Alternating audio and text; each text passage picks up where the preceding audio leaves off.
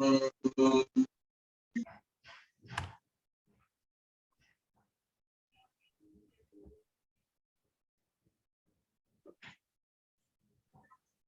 everyone to the 5th edition of the Roots Winter Dialogues. Thank you, Bijoy, for participating in this relatively 3-month-long dialogue series that we've kind of conjured to resonate or align with the classical music festival in Chennai, which is called Margali, which begins in late November and goes on till mid-Feb. So we thought maybe we need to have a similar process with our, and they have almost three renditions every evening. So we've not matched them. We have 3 per week probably, but they have 3 renditions every evening, and it's, I think, a wonderful practice that it gives a platform to a wide diversity of perspectives and views, at one time at the end of the year. So we thought this will become a annual ritual. And the next one, we've already located a place on the outskirts in Shekhawati in Jaipur.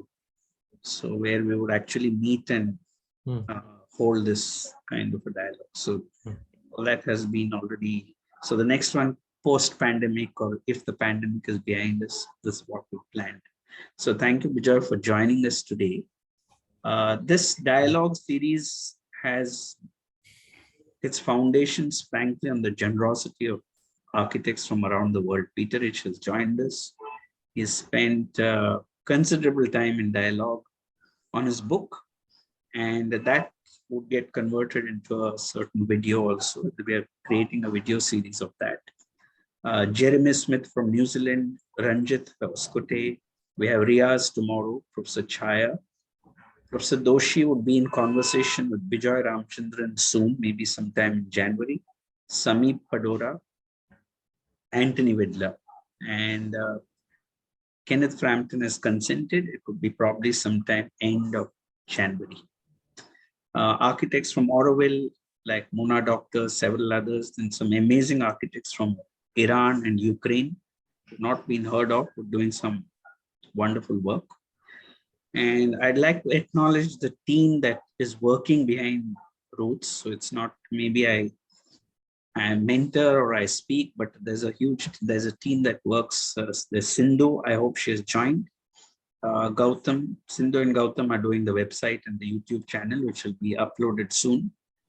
There's Lakshmi, Vaibhavi, I think Vaibhavi is joined, and several others who support this platform. And for each talk, there's considerable discussion and work that happens behind, right from the poster to the theme to its transcription. And it's taken into the studios of about 10 schools now, including SPA Bhopal and GJ, and into the 4th year and final year. So these talks become a provocation within the studio, and students then respond back. So it's not about just this 1 hour, it's also the unfolding of this 1 hour across the next few months. So we're glad to have Peter Rich and Edgar, thank you, Bharatram, and several others who've joined us. The Roots has also, I would like to announce, has received a fellowship collaboration from Triple ID Journal now to mentor young architects in architecture writing. So that's a formal fellowship agreement with Triple ID Journal. And so that kind of sustains the research for the moment. Today, Bijoy, and we're really looking forward to this talk, Bijoy will present a few projects organized around themes currently preoccupying his practice, 100 Hands, based in Bangalore. The talk would explore a loose framework that provides a lens to consider the projects and perhaps also reflect on professional practice in general. Let me introduce Bijoy for those. This will also be posted on the Insta page. Architect and urban designer Vijay Ramchandran is the co-founding partner with Sunita Kundur at 100 Hands, a multidisciplinary design studio based in Bangalore, established in 2003. Having worked on a wide variety of projects ranging from cafe interiors to apartment buildings and institutions, the studio's design approach is rooted in focusing on the urban context through the medium of scale, character, spatial, and visual impact, and the remaking of the public domain. 100 Hands has won several awards, which include an official selection for the Project South exhibition and the Leon de Pietre at Venice Biennale 2006, and the Cityscape Architectural Review Award in 2005. Bijoy was a panelist at the annual All India Undergraduate Thesis Review, the Kurula Key Design Forum at CEPT in 2006 and 14, and currently serves as design chair at the BMS College of Architecture for the postgraduate program. Bijoy has a bachelor's degree in architecture from BMS College, Bangalore, 1994, a master's degree from MIT Cambridge, USA, in architecture and urbanism, 98, and has been part of the Glen Market Masterclass in 2012. After the presentation, the floor will open, and we're glad to have several architects, and we're also glad that we have architects from Malaysia and Nepal who joined in also. I think a few architects from Seychelles have just texted they'll be joining soon. And after the presentation, so we'll open it up for a discussion. So Bijoy, thank you again for participating in this winter dialogue, and we may begin the presentation. Thank you. Well, thanks, Durganand, for inviting me. It's been incredible following you and your team through, of course, the winter dialogues and the dialogues that you're doing through Roots, but also the incredible stuff that you're doing with COA, bringing the world to us in a way. So thanks for that, Durganand. And really flattered that you would invite me to participate as well.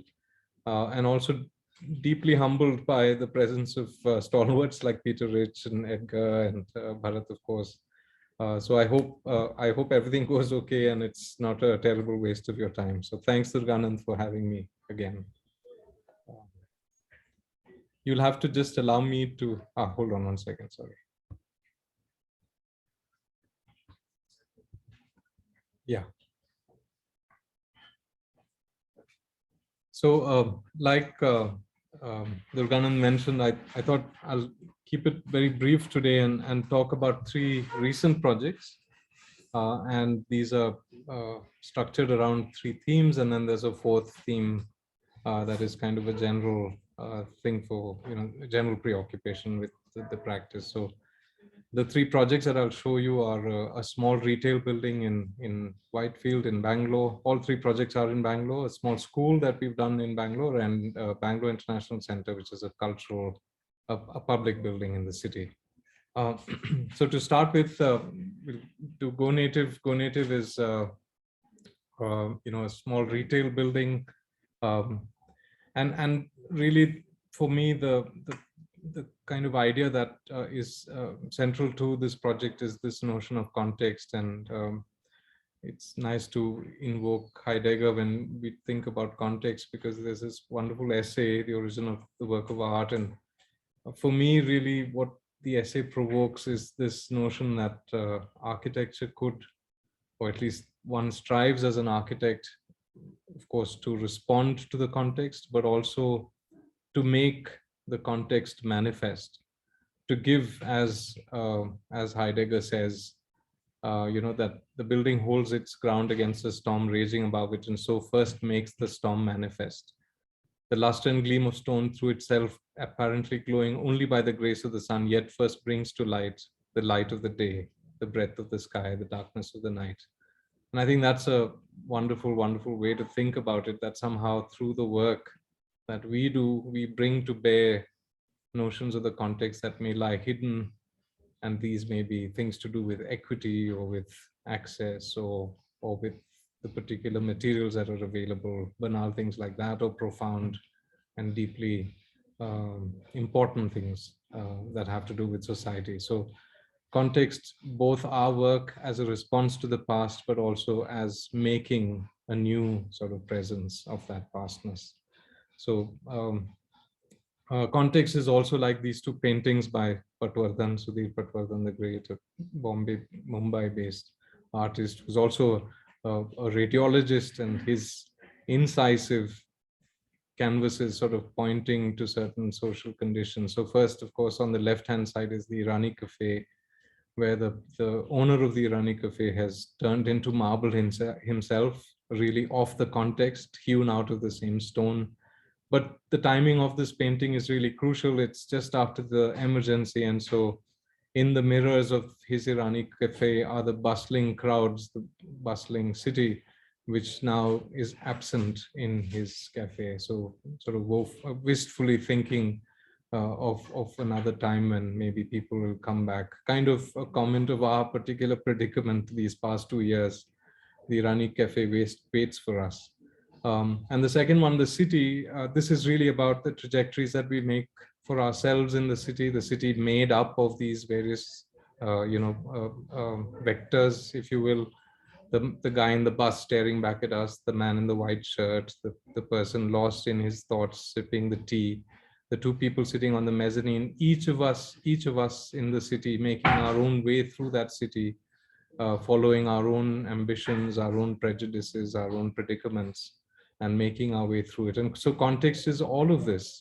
It isn't static, it is constantly moving, and it is open to interpretation, that each of us appearing on the scene reads the thing that is in front of us in different ways. But context has, meaning has a particular condition to do with context. And so when you go to an old church, for instance, and you see the Stations of the Cross, on the walls of the church, the message, of Christ's life, the message that is in the Holy Book, etc., now transposed to the walls, made manifest through those 14 stations of the cross, making his way up from Pontius Pilate to the hill, to the crucifixion. But there is a connection between the art that is in the church, and just like in our temples, that the mythology and all of the sort of precious, stories of our religion manifest on the walls of the building. And so there is a close link between the context and what this art is trying to convey.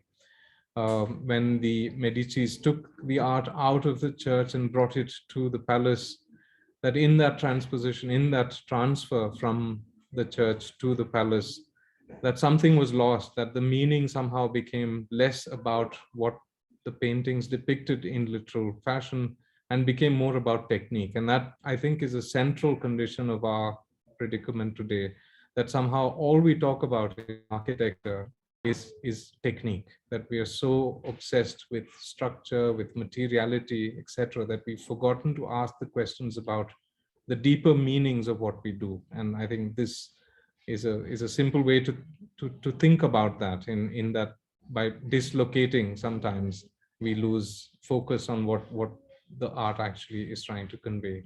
We've gone way past that point now with regards to context and meaning, because now everything is everywhere at once. And so what does it mean? And that wonderful Walter Benjamin essay about what it means when art can be reproduced infinitely. What does it do to the original piece of art? What does it mean, these copies that all of us possess on our phones, in our magazines, on our computer screens? And so that value as architecture as well as an inhabited entity is now no longer so. And we look for value on Instagram, on the money shot of the building as being the end all of the creation of architecture. And so when Vijay Mallya wants to announce his arrival in Bangalore as the emperor, he of course creates his own version, a very tacky and sadly misproportioned version of the Empire State Building. But we may laugh at this, but it is a statement, and it is a conscious statement. I remember Tilak telling me that when they were working on this project, that people would show up in his office. He would receive a fax from the client, from Mr. Mallya himself, saying that this is what I want, and two people would magically appear in the office and sit in the office to make sure that you were now addressing the fancies of the patron. This notion of of location and context is also something that I find, is beautiful about Khan's wonderful gallery, that somehow I think Khan brings back from the Medicis the notion of art in spiritual space, that somehow by making that incredible cut in the beam of those two cantilevered beams, by bringing that silvery light into this hall, that he somehow gives the art its context back. And so like Michelangelo's beautiful, or I think Leonardo da Vinci, the beautiful painting, The Virgin on the Rocks on the left, that the notion of the arch, the notion of the vault, the infinite condition of that, then approximating the heavens and the eternity. So by doing this wonderful vault, barrel vault, he somehow evokes the notion of being in spiritual space, and Kant talks about it as well.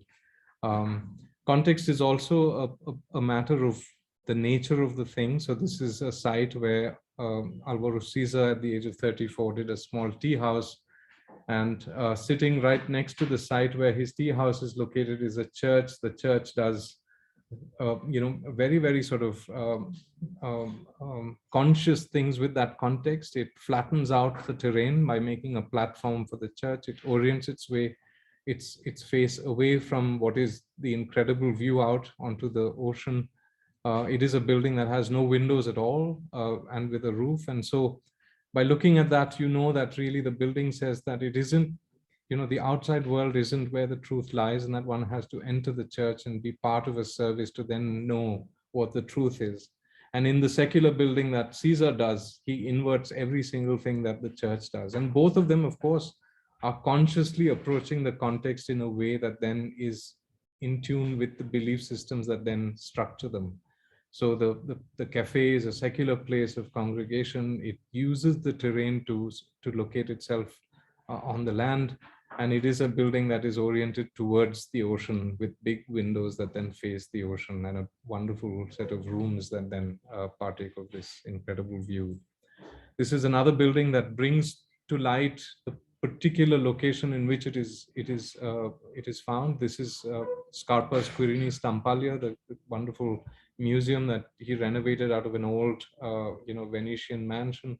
This is actually in the lowest level of that mansion, right up against the water. And it used to be the place where all of the storage for the mansion, or for the house, was kept. But what's interesting about this is that there are certain conditions here which remind you of this particular location, the really precarious situation on which Venice is founded. That on the floor you can see the aggregate. The aggregate turns the corner, becomes a very tall skirting on the sides. The aggregate is very inexpensive material. There's Asterian marble that makes the sort of breaks the terrazzo. But the base material, the inexpensive material, forming a horizontal datum, which is the 100-year flood line of Venice. And so by creating that datum, you're always conscious and remembering that the water is close by, and that we are living at the mercy of that aqua alta. And up above that 100-year line are all of the noble materials, the travertine, the brass, the glass, etc. And so by making that real distinction in the way that the treatment is done, of course, functionally as well. But he also then remembers the wonderful lustrous plaster on the ceiling, which is an old Venetian tradition to bring light in through those narrow facades that front onto the Grand Canal, to bring light deep into these plans. That everything here is a memory of the city, is a locator of this building in that particular place, giving presence to all of those conditions. And then, of course, this amazing, amazing room, one of the most beautiful rooms that I've been in. This is Murcutt's Boyd Center, sitting at the head of the Shoalhaven River, looking due east, at a point where the river is running almost perpendicularly eastward, and that wonderful room that frames the view out, sitting at the edge of the native landscape out onto the cultivated landscape and beyond. But I remember Richard Leplastrier, the great sage, when we had gone there, he said that the particular siting of this and the way the terrain is handled brings the river into the room. That because it is very far away from the river, and yet because of the way the topography is handled, and the foreground vanishes as you stand in this room, that the river is right there up against that threshold. So an amazing room that then celebrates that particular location in Sydney. So with regards to this building in Whitefield, the other thing that we were preoccupied with is what Scarpa does so well in so many buildings, the notion of bringing oppositions together, bringing materials together that are contrary in terms of their lightness, in terms of their color, in terms of their texture, that by bringing these together, he highlights or emphasizes or brings to bear the qualities of each of those. So the really textured stucco on the walls, really highlighted thanks to the delicacy of that metalwork, the sheen and quality of the floor, that somehow through these oppositions, you give presence to, the qualities of each of those materials. So this is a site in Whitefield in the east of the city. It sits in an area that used to be all industrial, uses. So you can see traces of that on this map, very faintly marked in the middle of that drawing of this photograph is the site where our building is. On the right side of it, there are two erstwhile, industrial lots which aren't used right now. On the left-hand side, you can see one industrial shed, a couple of industrial sheds, etc. Most of them are now gone. They've sort of disappeared, and they've been taken over by developers for housing and shopping malls and office buildings and the like. Sitting right up against us is a building designed by Venkat Ramanan and Associates, a big office building that then looms over our site, on the western side. So the orientation has been changed. So I'm turning the orientation 90 counterclockwise, and so you can see, the deep access into the site. There's a large open space at the back of the site, a very narrow frontage onto the street.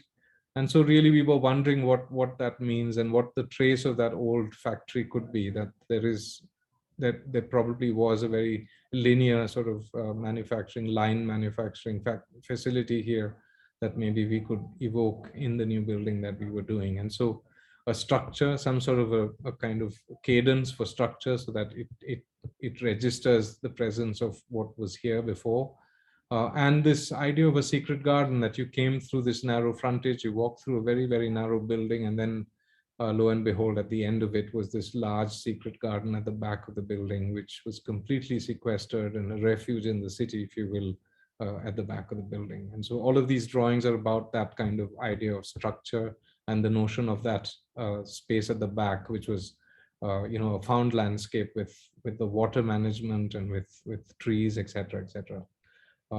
So a bunch of drawings, and also, we were interested in juxtaposing this relentless metal structure with objects made out of heavy masonry, so that, like Scarpa's beautiful work, that we were trying to evoke that notion of lightness and heaviness by putting them up against each other, to make sure that it is a pronounced experience of lightness and weight. So here are additional sketches, etc., etc. So here's the plan of the building. The site is on the right. I mean, the road is on the right-hand side, and you enter the site through this narrow neck, and then you're through this building, which is a system of structure.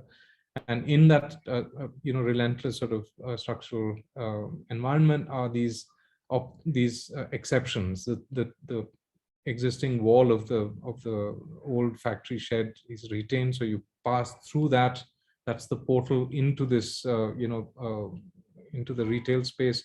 And then on either side of that long corridor are two utility buildings, the restrooms, the kitchens, and things like that, which are housed in very, very robust brick buildings with almost no fenestration. And on the other side, in that trapezoidal shape, is an existing factory building, which is a garment manufacturing building, which isn't a really particularly significant building, but it forms an edge to our site as well. And at the back, of course, is that secret garden on the left-hand side. So here are the components of that plan, the 3 trees that existed, which we kept and worked around. In the light red is the cadence of the structure, And the red elements are the robust masonry elements, which then are put up in that composition with with the metal.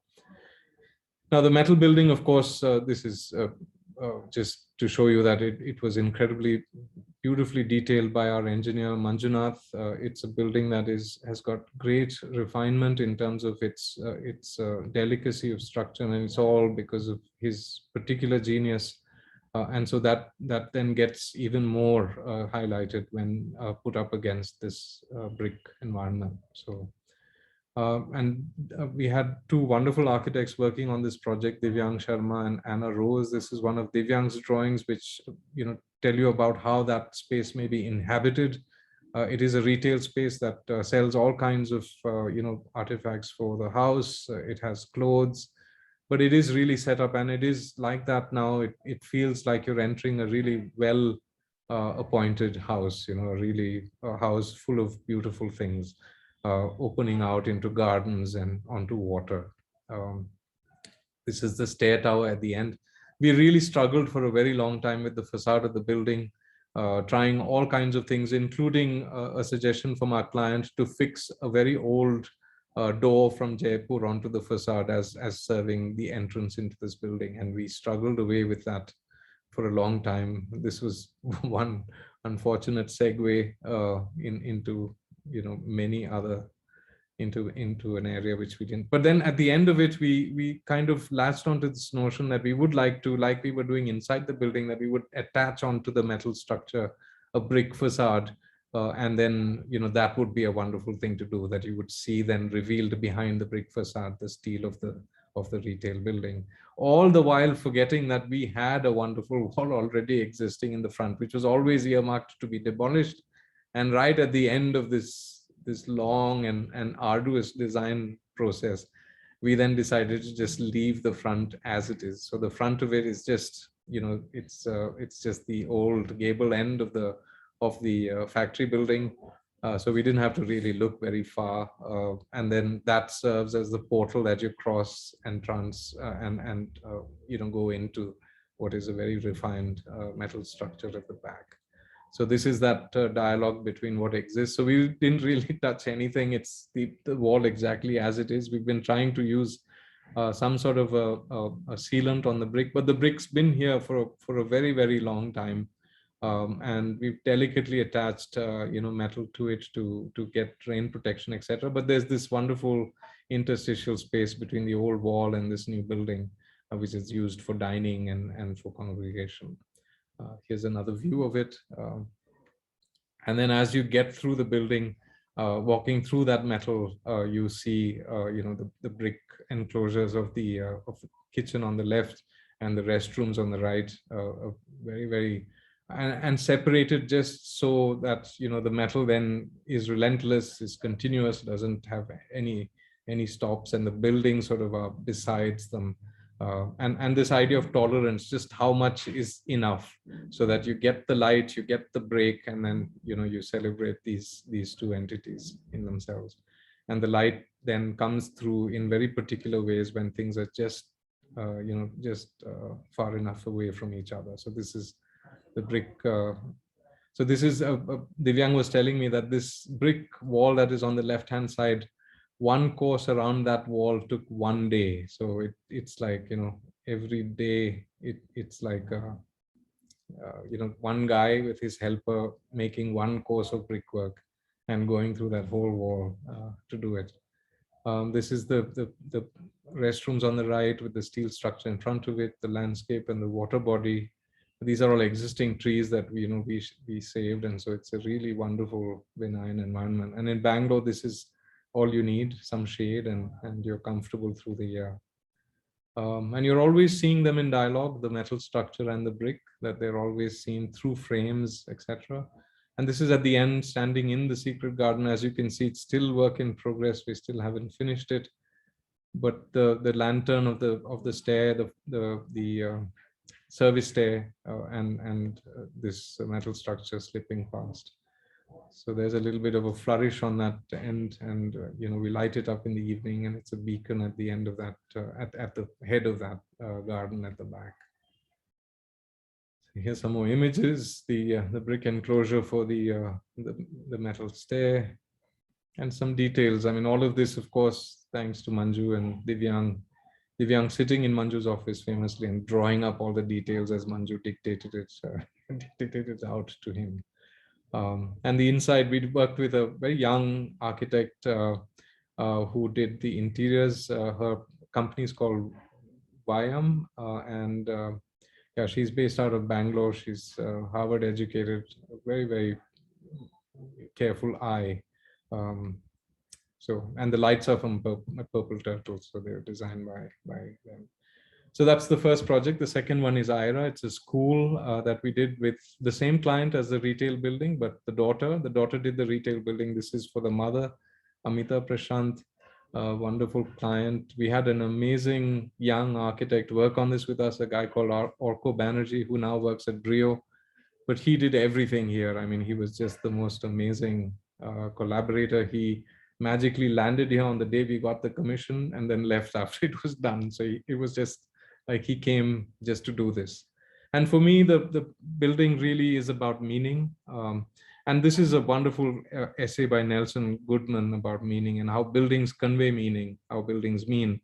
And he talks about these 4 ways in which buildings mean. So the first is denotation, and that's the literal way, like we see on our temples, or on the Vidhan Saudha, then God's work, or the government work is God's work, or to write out or to embellish architecture to then convey meaning, to literally represent through writing, through figures, through painting, what you want the building to mean. So that's the most literal, the first way.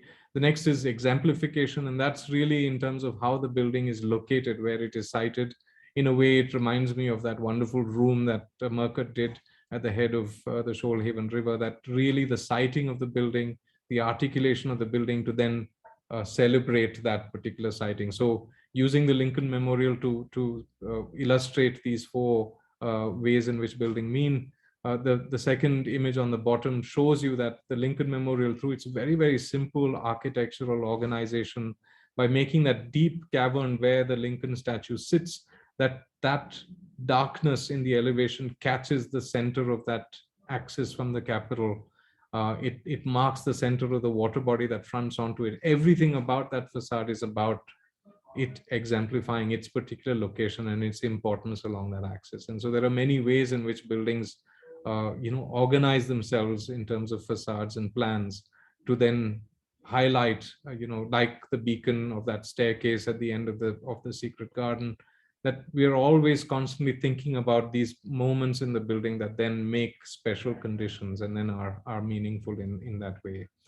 The third way is metaphorical expression, and that's the notion that we ascribe value to buildings through metaphor, through the notion of, and I'll show you some images of what I mean, but that in this building, for instance, there is the illusion that the style of the building, which is a kind of Greek order, it's a temple, for instance. It harks back to the origins of democracy. It says that, by making, and the US is full of this, that the buildings somehow are all Grecian buildings or Roman, style buildings, that they somehow hark back to the time when, everything was fresh, it was new, that to the origins of democracy, that it harks back to the origins of democracy. And so through that, it makes then a certain heft. It gives the buildings a certain heft. Metaphor, of course, means many things. So, one, like for instance, the school, I'll talk about that when we come there. And the last is something that architects don't control, the idea of a mediated reference, that over time, buildings come to mean certain things. And so, for instance, the Lincoln Memorial became the site for the Million Man March when Martin Luther King Jr. spoke at this incredible rally for the Black people, for the repressed, communities. And so the building then became synonymous with the notion of equality and with the idea of civil liberties. And so these mediated references are something that are outside our control. So buildings come to mean over time things that are completely outside the control of the architect, and whether for better or for worse. And so these 4 ways in which buildings mean. And of course, we are constantly sort of wondering about this meaning and this notion of material and technique as the only ways in which we talk about architecture. And so when you look at architecture through that lens, a building like the ITPL building, which was done by RSP, it checks all the boxes, right? It's green rated, the platinum rate, whatever highest rating. It is the highest, in terms of real estate. To get a office space here is most expensive, and yet when you go there, it does nothing, right? It doesn't move you. It doesn't mean anything. It has no real sort of architectural import as a product of creative endeavor. And the reason for that is we don't talk about it in that way at all. We're only talking about it in terms of square footage and technique. And of course, when you go to any roadside temple in India, or any prehistoric or historic landmark, you're moved immediately, that you come into it and you want to sit for a while longer, and for a minute you're lost in that space. So how do you marry these two things? Of course, you need to have technique. Of course, you want the green rating and the platinum certificate, but you also want to make places that are of profound meaning, of profound value, that move you and take you to a different place, a place of timelessness, as Doshi calls it, a place where you want to spend some more time. And the reason for that, at least in my mind, is because we are so caught up with the notion of technique, but also with the notion of what satisfies the eye. So Magritte's painting of the pipe, neither is the word pipe what he writes below, this is not a pipe. That's not true. The image of the pipe isn't true. And so that we're falling for the treachery of images, that we're constantly thinking that what we see is what is of value, when in fact we need to have an embodied experience in that space to really know what is of value. And also the notion of the key of dreams, that what is meaning, and is meaning a sort of abstract notion. And like I said earlier, that really we are the key to the dreams that we bring to bear in the reading of our environment, like that Sudhir Patwardhan's painting, that each one of us looks at the horse and has a different connected reality to it. I think of the horse park and the kulfi ice cream and my dad in Bombay when I was growing up. And that's my associative memory to the horse. And so each of us must, of course, find out who we are, as we are creative individuals working towards our own self-expression, but we're also bringing to bear to the world our reading of what exists. And so it's a wonderful metaphor for what we do as architects or as creative people. Meaning is also something like denotation. You've got on the left-hand side the notion that the tombs are always embellished with floral patterns, so they're always likening themselves to the gardens of paradise. The notion of value is also sometimes a result of cost, and then gets ascribed to sort of holy value. And so the aquamarine pigment is very expensive, and so that then becomes more when you have a lot of it in your painting, it means that it's a very expensive painting. And then all the divinities, the gods, etc., draped in the blue, and the more of that blue there is. So blue, Virgin Mary is always in blue. Mother Teresa appropriated the blue, and so the blue becomes then the sacred color, and its genesis is very, very sort of banal. And the last one is, of course, what Korea talked about, the notion of deep structure. How do you get meaning like that, where you come, and we've taken so many people to the temple in Nandi Hills, the Bhogi Nandishwara temple. You come into that space, you sit down at that water tank, and for a minute you recognize something deeply familiar about that place. Maybe it is our shared memory of digging in for water, or piling up rocks to reach the sky, that somehow there is some prehistoric memory that all of us share, that then is brought to the surface when we come to a place of profound significance. How do you come to that? I mean, that's a real charge for an architect. How do you bring, like at Akbar's tomb at Sikandra, how do you bring the metaphysical into the physical? And so meaning is also, I mean, we drilled in college about this notion of materials should be used a certain way. And I always find that to be a real problem, because sometimes it stifles what we want to say using the material. So in the Pitti Palace, the Medicis are telling you to stay out, using the stone as a robust, the rusticated base of that building, telling you that this is, you are outside, we are inside, and you're not allowed in there. Whereas when Khan uses the same stone, he uses it as thin slivers, exposing the sort of fissured interior life of that stone, making it almost porous, as if it was a screen that you could pass through, making a democratic institution the same, using the same stone but cut in a very different way. And then, of course, Itmatuddawala's tomb, which the stone becomes like muslin. It is in travertine, but marble nonetheless, and cut as if it is in muslin, allowing all of the breezes from the Yamuna to come in till Itmatuddawala is summoned to meet his maker. So that the beautiful pavilion that then is awash with the winds from the river, embellished with all of the riches, with all of his belongings, so that he's in the perfect place waiting till he's called out. There's also the notion of light as central to the school, the notion that somehow light is then meaning, light is truth, that we aspire to light, but also the value of shadows in buildings. Richard Leplastrier's amazing sketch when he traveled across Bombay in his 30s on a motorcycle, riding from Bombay to Calcutta, and stopping at Ellora and making that amazing drawing to then reveal to himself what the metaphor of that section was, that somehow by drawing that section, he came to understand what that building was about, what that construct was about. So as the young initiates come into the Ellora, come into the order, they come into that lowest hall where the light is very, very dark, where the light isn't really sufficient. The vista outside is blocked by the gates. And so, the initiates don't really have much of a perspective, and they can't see the truth because the Buddha is deep set into that cave and there's almost no light next to him.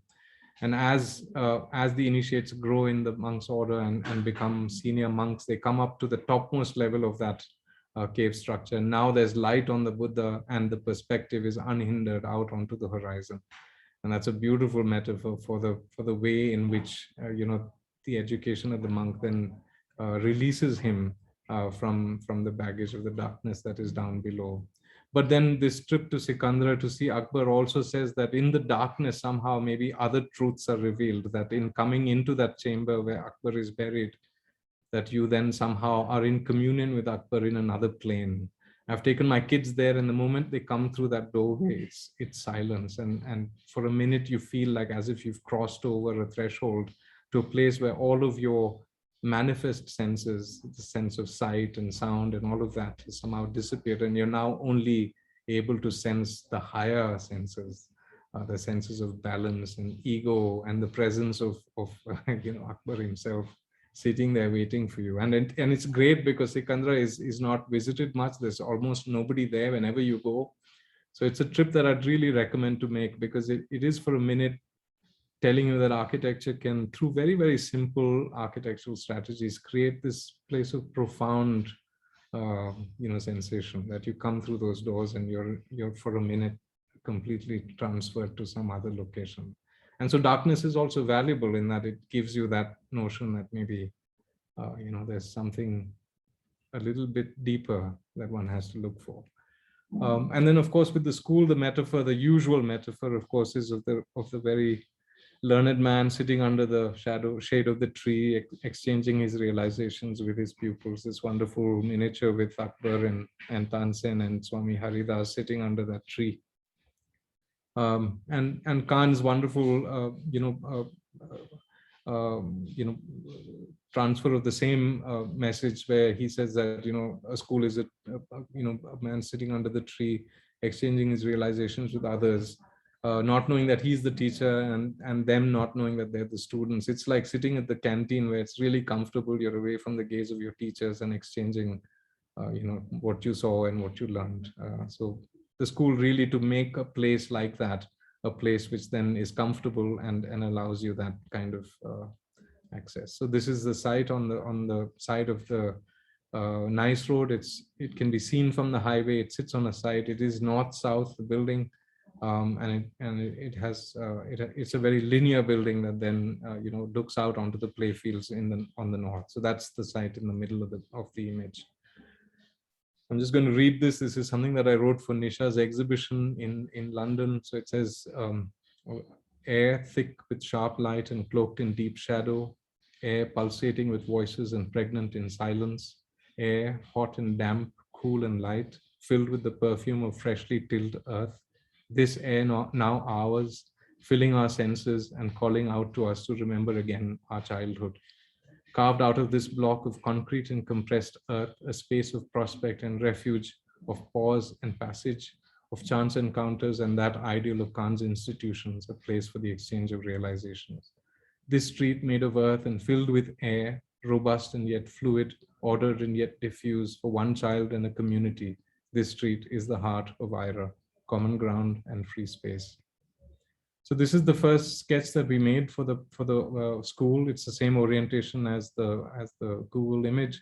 But what is interesting about this sketch is really the heart of the project is that stuff that's in between all of the program, the shaded stuff that then is of real value, that has prospect out onto the fields. It's got all kinds of variety in terms of scale, and it allows you all kinds of interpretations on how to use it. And unlike the classrooms, which are more ordered, that the in-between space then has all kinds of possibilities.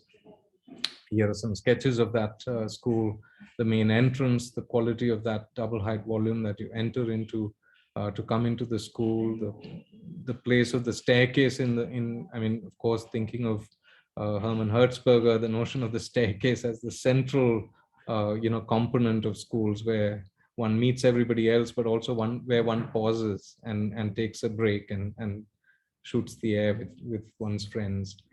So the staircase has become a really prominent artifact within the organization of the school. So this is the amphitheater that looks out onto the fields through these very large portals.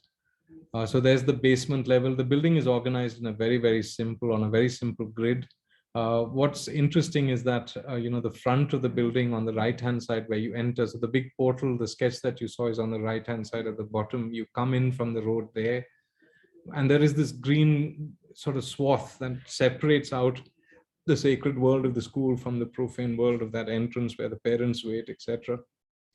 And that garden was our client's idea, that he said, wouldn't it be wonderful if I can separate out the school from the rest of the world? And that garden then, with our wonderful landscape architect, Santosh, we've really got a forest there. It's just incredible now. So I'll show you some pictures. But yeah, it really makes a distinction of what is sacred and what isn't. And so organized on this very simple 8-meter grid, all of the classrooms. So it's really just, like a Hermann Hertzberger plan, just shifting these rooms around to create then voids and places where kids can gather. So each floor then has a differing organization of those rooms, very simple, with a centrally lit, naturally ventilated atrium that then has all kinds of, organizational conditions so that you get views and bridges and balconies, etc. That then, you stand in one corner and you feel like you're part of all of these conversations down across that section.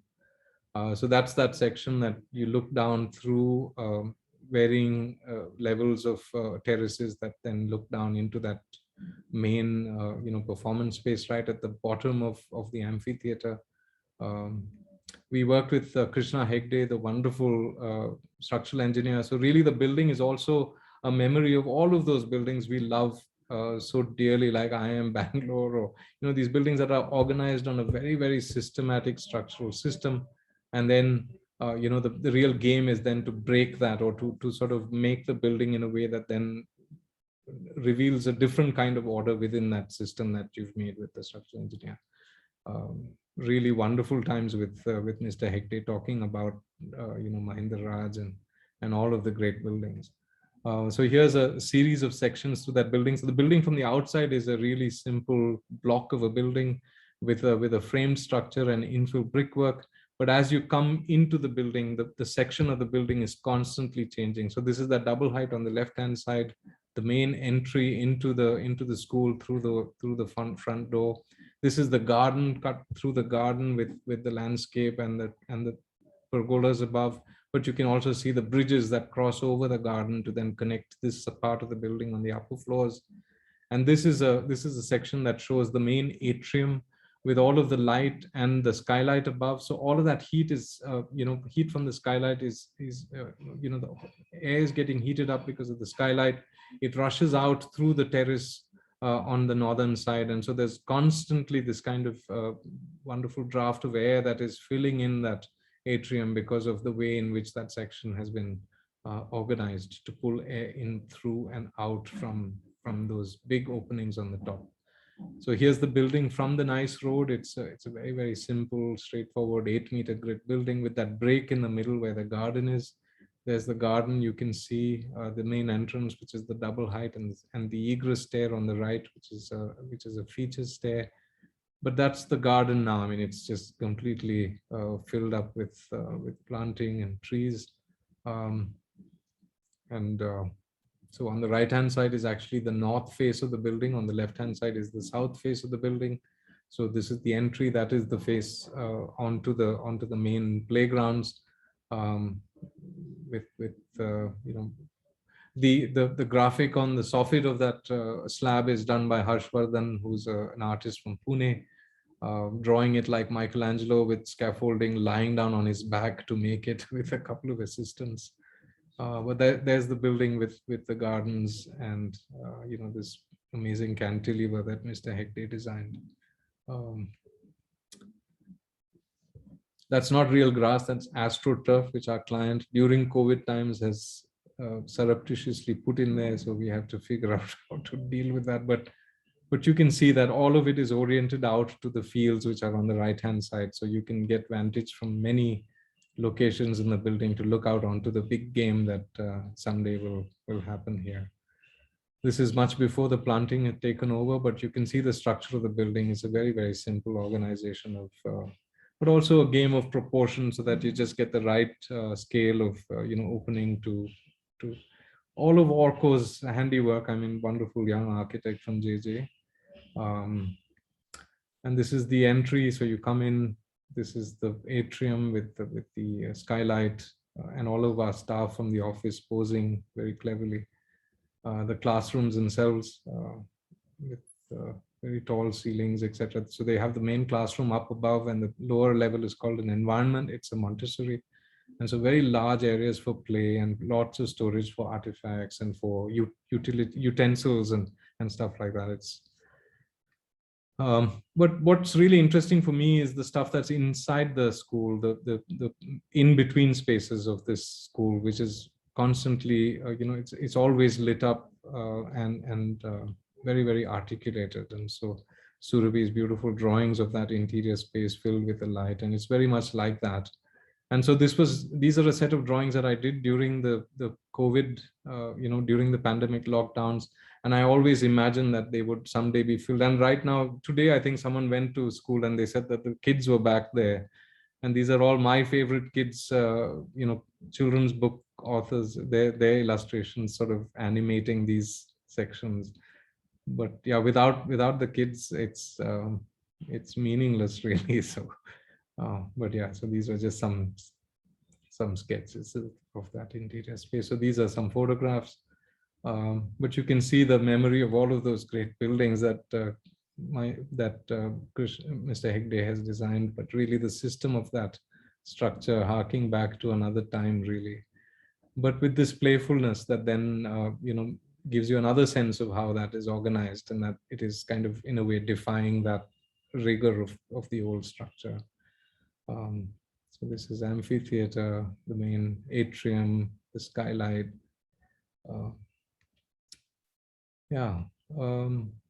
And so all of that is stabilized mud block made with excavation from the site.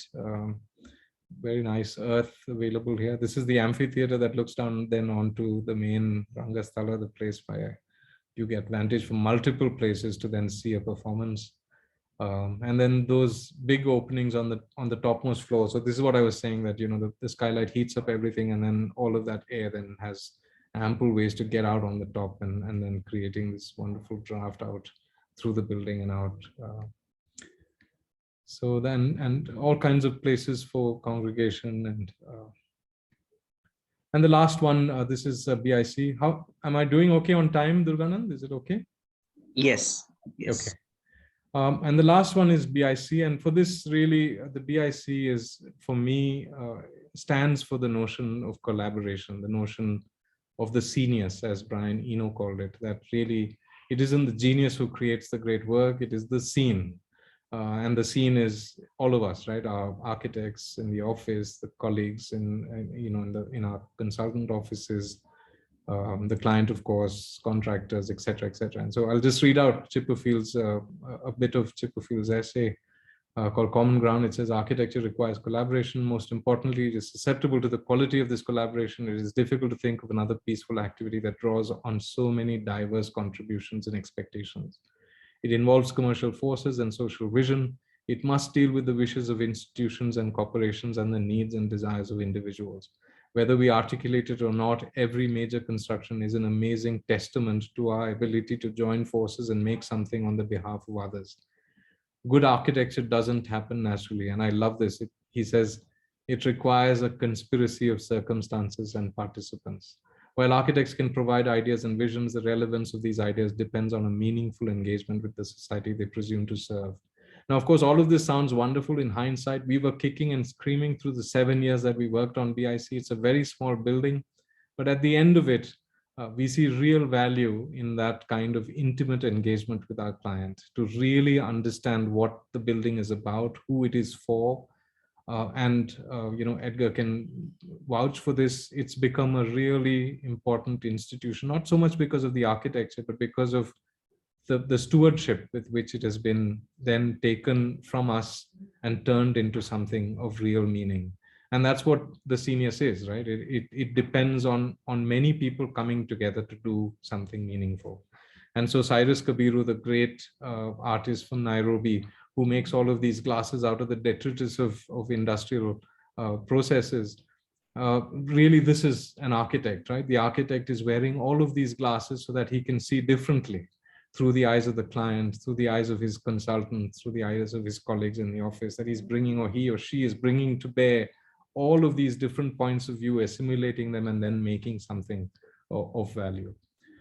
So the Genius is something that was drilled into us very early on in life. On the left-hand side is our NASA team that won the NASA trophy in 1994, working on the GSEN trophy on Udupi. Suni, my wife, is in front of me. I'm in the beard right in the middle. But really, there is a lot of value in that. We didn't have too many teachers. Anil Dubey famously that taught us and was, the one mentor that I had from school. And Dinesh Verma was the other great teacher we had. But the rest of them were young teachers who were just finding their feet. And so really, we learned from our colleagues, our friends, the people who we worked with on NASA, that it was through these mistakes and through these conversations that we learned, what it was that we wanted to do, that what was of value to us. And that's true now as well. That's the team from the office, and there's Suni in the middle, my partner, my wife in green, and our gang from the office. And so that's why we're called 100 Hands, a lot of us working together to make meaningful things. And so with BIC, there are two questions that I wanted to ask. The first is, what is it about this particular condition? And this particular condition, of course, there is the context, the orientation, the wind, all of that stuff, etc. But BIC particularly is about the committee. It's about design by committee. How do you get, how do you interpret information that is coming from a group? How do you pitch ideas to a group? And what is that conversation? How do you do something meaningful in that particular situation? And the second is, what is the nature of a public building? Publicness isn't a word, but how does this kind of public life of the building express itself? And the third, of course, is Khan's idea of society of rooms. That's really particular to the BIC, that it's got all of these different programs. And so how do those programs come together to form a society? I think that's a beautiful metaphor for how to organize a plan. How do you make the space in between rich enough so that it becomes then a real society, a community, if you will. And I'm remembering two projects here in an effort to talk about process, this idea of committee, and the notion of what a public building is. And with regards to process, the great American architect Louis Kahn in 1966, began working on the Dominican Mother House. And of course, we think of Louis Kahn as the solitary genius sitting in his office late at night and bringing to bear these wonderful ideas for inhabitation. And in fact, what the Dominican Mother House and those 2 years that he worked on it revealed to us is that not only is he not the sole author of the project, there were others like David Polk, etc., who were working in his office at that time. But it is also the fact that his engagement with the client was crucial in him understanding what this commission was about, that it wasn't made in the abstract, that it was through this engagement with the Mother Superiors at the Dominican Mother House of the Dominican Order that he then realized what the building was about and what the nature of the building, as he famously used to say, is. And so the first scheme that you see on the extreme left is a very, very rambling scheme that is a cut and paste of so many buildings that he was working on at the same time in India and in Bangladesh. He was also working on a house, I forget the name of the house, but he was also working on the Erdman Hall dormitories just before this commission came to the office. And there are so many ideas here that are just coming as a result of these other projects that are ongoing in the office. In fact, many of these, prototypical rooms, the sort of archetypical rooms rather, are of the same scale and size as the rooms that you see in Dhaka or in Ahmedabad. It's as if he's cut bits and pieces of that program and pasted onto a composition that then he's presented to the sisters. But what he learns over the course of this is, of course, a response to budget, because the first scheme is $5 million and the sisters only have $1 million. And so the one effort that Kahn is busy with is trying to consolidate the plan so that it becomes small enough to then fit the price tag. But the second more important condition of the Dominican order is the fact that they don't see a separation between their private life or their spiritual life and their service life, the life with community. And so what the final plan in August, the one that Kahn landed at the end, collapses the two components, the public parts of the project, the chapel, the library, the auditorium, the refectory, etc., all in colors, and the private life, the spiritual life of the nuns, the cells where they were living. It collapses both of these together into one gestalt. So there is no courtyard in the monastery anymore, and the courtyard is now filled in with all of these public components of the program, and in a way capturing this idea of the Dominican order, that the separation doesn't exist between what is sacred and what is private and what is communal and public. And I think that's an amazing story for us to see how the architect, through these conversations with his client, is coming to a realization which is very different from where he started. The project, of course, didn't go through at all, because I think the next logical step from this is to say, why did we want to do a building at all? We should just go and live within the communities, in the parishes, and engage with the community directly, rather than having them come here. And that's what happened. There's a wonderful letter that the Mother Superior writes to Kahn about that, saying that, we've suddenly realized what it is that we should be doing, and that, this separation is an artificial separation, that we need to get out there and be part of our communities. So here are a bunch of drawings from this beautiful book that Michael Merrill produced of all of the drawings of the Dominican Mother House. You can see Kahn struggling to sort of make that plan concise, and then landing, of course, at the end with that beautiful plan, which is often cited as one of the great plans. So there's the first plan, 1966, on the left, Kahn's presentation to the nuns, and the last plan in 1968, oriented now towards the east, and much smaller than the first. And this is, so that's with regards to the committee and the notion of these conversations that become really important in how we look at our work. And the idea of the nature of publicness. What is a public building? And this is Moneo in Murcia, in the south of Spain, in a building that is sitting at the head of a plaza, where on the right-hand side is a medieval church. There's a 19th century housing on the north, and then there's another palace at the bottom. So these are existing buildings. So the red lines mark the enclosure of that wonderful square. And Moneo's own building is on the left-hand side, the new building, which in a way rejects the primacy of this square and orients its main entrance to the medieval city, to the old city on the top. So it is doing, and it also then creates a well, a basement level in front of it. So in fact, access from the plaza is not possible to the building, that you have to turn the corner to come into the building from the side.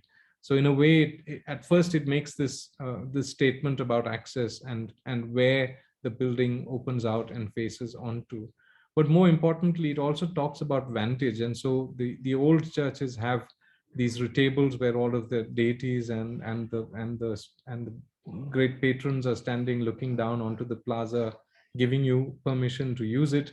The palace on the right also with their balconies. The king comes out once in a while and waves out to the adoring citizenry, and gives the citizenry sanction to use the plaza. And what does Moneo do? He creates his own retables in his building, now accessed by the common folk who've come to the civic building to do their, to pay their taxes, or to file complaints, or whatever it is that they do. But they now have access out onto these balconies, and now they are the deities, and they then have vantage. They then have hegemony over public land. So it's a wonderful response, and of course it's completely contextual, because it is the same kind of a facade. It has the same datum, it does all of that, and yet it is subversive in its own quiet and wonderful way. And so there's one of us standing up there looking down now. And that's like Utzon said in that wonderful essay that he wrote, Platforms and Plateaus, that this notion of vantage, that when you're up at a height, that somehow you're the king of the world, that you're now above nature, that you have suddenly risen up to a place of great power, that is an empowering experience. That in a public building, this notion of gaze, that I can be at an upper level looking down onto the landscape, or vice versa, to be in a place where I can be interconnected with multiple levels, etc., and all accessible, is a very empowering notion of what a public building is. So the BIC is a public institution, but it's privately funded, which is a very unusual model. Around a lot of people put in money, small bits and pieces of money, and then we got a big endowment from Nandan Nilekani and Rohini Nilekani, and from Wipro, that then helped us complete the building. It was a very, very arduous exercise. We ran through a competition scheme which didn't really work, and then had to change the scheme because the site dimensions had changed. The money was coming in fits and starts, and so it was just in many ways a very, very difficult building to do. But we thought of this building as an envelope, and then within that envelope was the sketch on the left, that you would have all of these places that then you could meet in and occupy. So here are some sketches of that building. The facade is made out of these frames, which then articulate the street facade, but then it also organizes what is a very, very motley set of programs within. There's a gallery, an auditorium, a library, there a cafe, etc. And so we wanted to create a facade that then would regulate all of those different things, that have all kinds of different requirements for fenestration, etc. That then this would help us organize that facade into something that then had a certain public presence as an institution in the city. But the inside, the moment you came into the building, that the building was completely without order, in a way that it was flexible. It was up to you to decide, where the focus was. It was like one of those great, Hockney paintings, that you didn't really know where the axis was, that it was just a rambling set of spaces that then the BIC, of course, has very cleverly usurped into all kinds of, spaces for exhibitions, for storytelling, for book launches, for performances, etc., etc., that these in-between spaces are really the life of the BIC. And here are some photographs of the building. So there's that regulating facade onto the east of the building. And then these are photographs by Phantom and Malik Katakol and Dr. Vivek. So I've mentioned them. So you can see this is another beautiful drawing by Surabhi, which tells you about that kind of dialogue between the facade, which is a very, very regulated facade, and this kind of rambling interior with all kinds of elements and artifacts and free space within. So there's the east facade, and then you come in and there's this brick wall, And it's really a deep veranda that then is looking out onto Varnadhar's beautiful landscape, a lush tropical garden that then is accessed from within. And there's the big section that looks north south, where you get vantage out from the top, but also from below you look up. And it's wonderful when there are lots of people and there's a lot of activity, that it really feels like a space for people. So there's some pictures. There's Raghu, the program director of the BIC, modeling for us. And then the auditorium done by Didier Weiss from Auroville. Really amazing auditorium in the sense, acoustically, it's very, very inexpensive. It's just plywood, perforated plywood, articulated or inflected in ways to then reflect or absorb sound depending on where the panels are. And so the auditorium can be used without amplification. It's a small enough auditorium, but also with this acoustic treatment that then allows spoken word events to happen without amplification. But it's also fitted out with everything else. And so all kinds of, it's a multi-use auditorium, film screenings to dance performances to spoken word events, theater. So this is the upper floor, all of this free space, an homage to Mr. Corbusier there on the left, which is a connection from one level to the next. And this is the view out from the top floor, looking back down to the landscape and beyond. And on the roof is a terrace. There's Harshit, the architect who really is responsible for this project. Spent 4 years on it, almost every day at site. We would not have had anything without him. And then this is Divyang's drawing of BIC bustling with people. It's back to being like this again now. All kinds of events, festivals, handicraft shows, the cafe is bustling. I mean, the setbacks are full. So really a place that has all kinds, and like Khan was saying, this idea of a society of rooms, that really the in between, the stuff that ties up all the program is really where the life of this building lies. And so this is, packed with people. That auditorium at BIC has now hosted 4 Nobel laureates since it's opened in February 19. So really, I mean, Ravi, Raghu, and the team at BIC really making an incredible place of it, just a place of wide dialogue, of deep introspection and great gathering.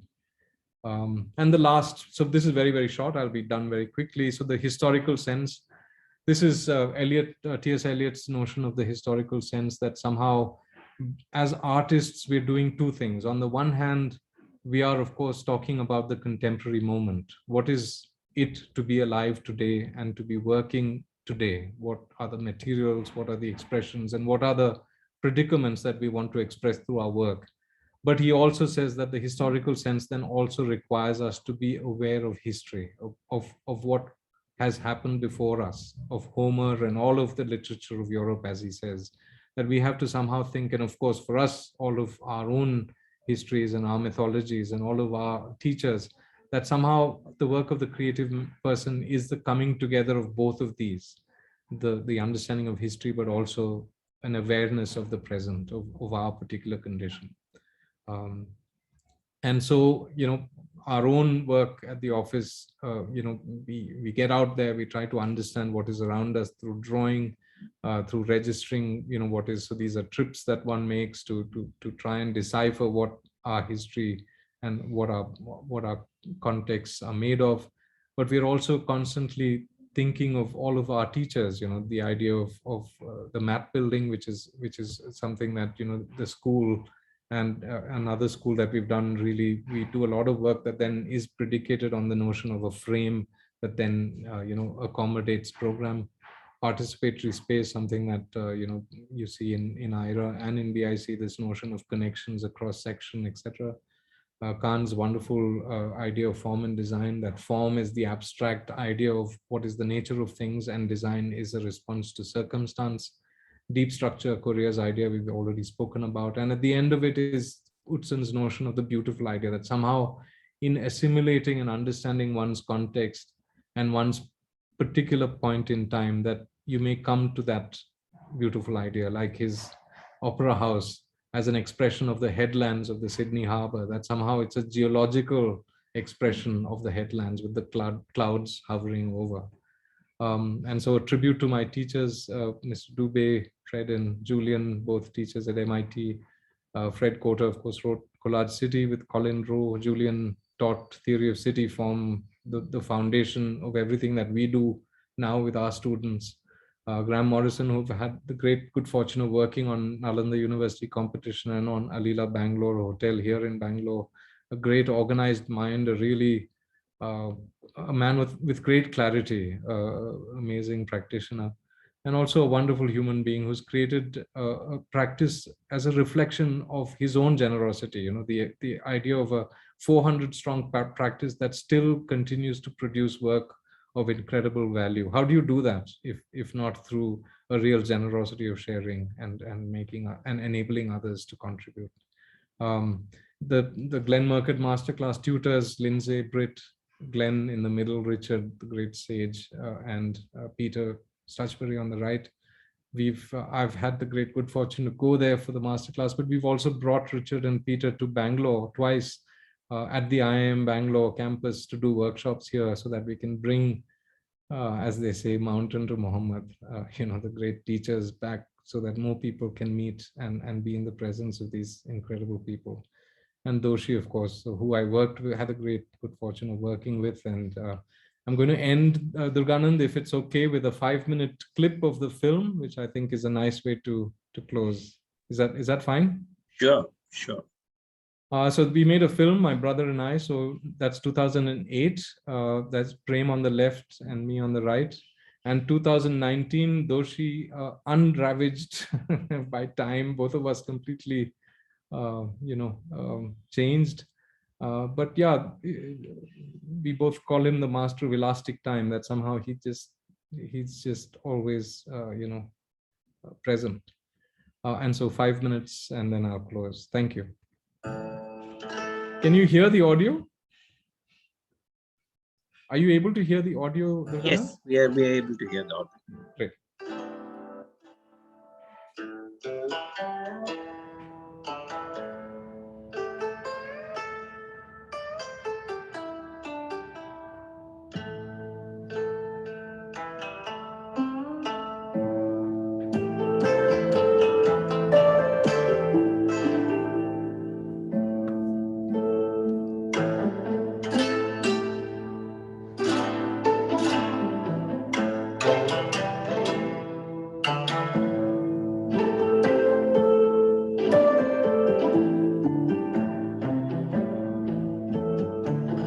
The whole idea is, if it is a sustainable building, it should use everything which is available from almost waste.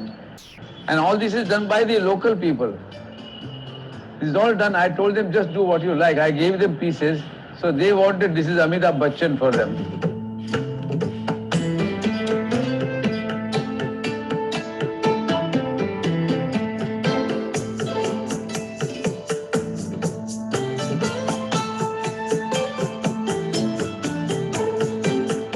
So this is where you enter. Very small, inconspicuous entrance. Not a royal entrance, no portico, nothing, a little courtyard. It's like a domestic entrance. And the entrance here is even like that, it's very simple. I was thinking, why should an office be like an office? Why should I not only have an office only for myself but close at 5? Why can't it become a public space? So you're talking about public and private, form versus formlessness, growth and other things, and yet it has to be a studio. And then you talk about partly above, partly below ground. All this happened.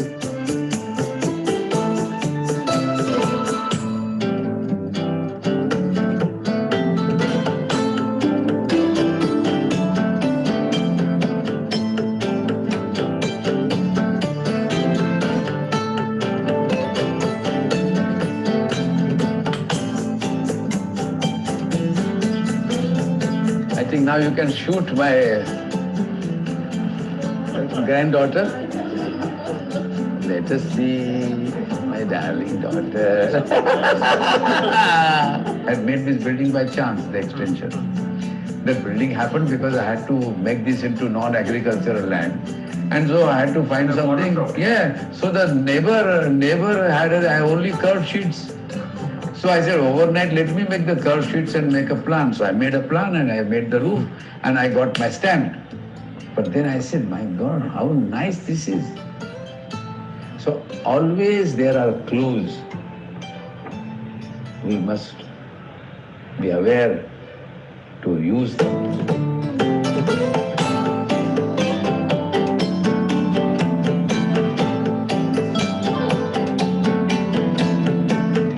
So you can get the sense of all the spaces.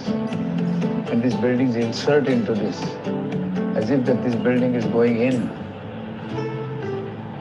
It moves like this. And this is, you can see the old sample, and it's north-south. And then I get a very big garden here. Again, this is against Vastu. This is west, and this is south. So one Vastu chap came here and he saw this. He says, are you going to have some trouble? I said, no. He says, you never had any problem? I said, no. In fact, I have been successful. After once he comes back and says, you are right. This is where Dhirubhai Ambani's entrance is. This is Vastu. I said, why don't I make a village? And that's what I like, a tree, a garden, the steps. And that's how it began to happen. And then one day I made those arches and then became everything. And again, it has all the West products. It has China mosaic, which was never used before. It has Gaudi, it has Rai, everything is there. It is like a good food that you enjoy, which is done by the best chefs. But you are the one who is digesting this, and you have to convert that into your blood and your life. And what I do is only follow this biological order. Borrow everything and finally become yourself.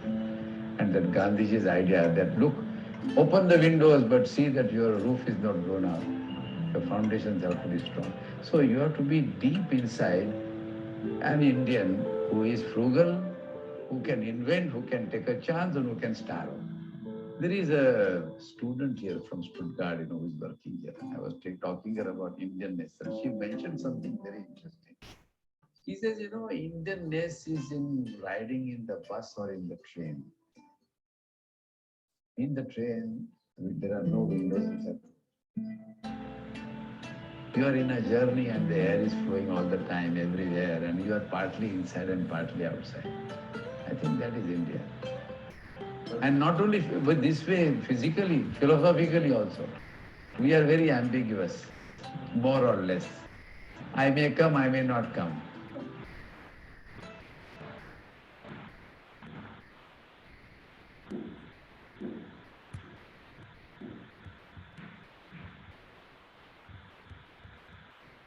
Thank you. Thanks, Durganand, again. I'm sorry if I've gone way over time. Absolutely. Thank you. Thank you, Bijoy, for that very, I would say, a presentation that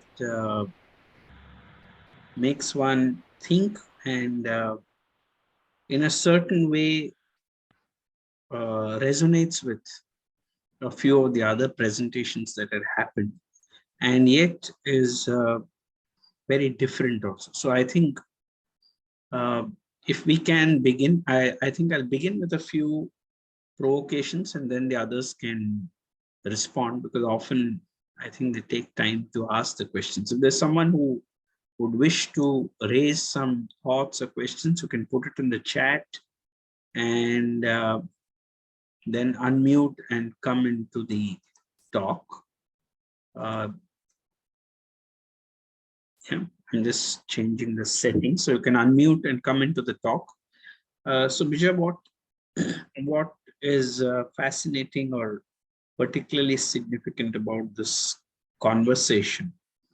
And this is probably a predicament, as you had said in the beginning, that at one level it's a project, but at another level it could be something more generic that all of us are grappling with in practice, in professional. So it's not really, it works at both levels of an individual practice, but also generic, that's something the profession is addressing.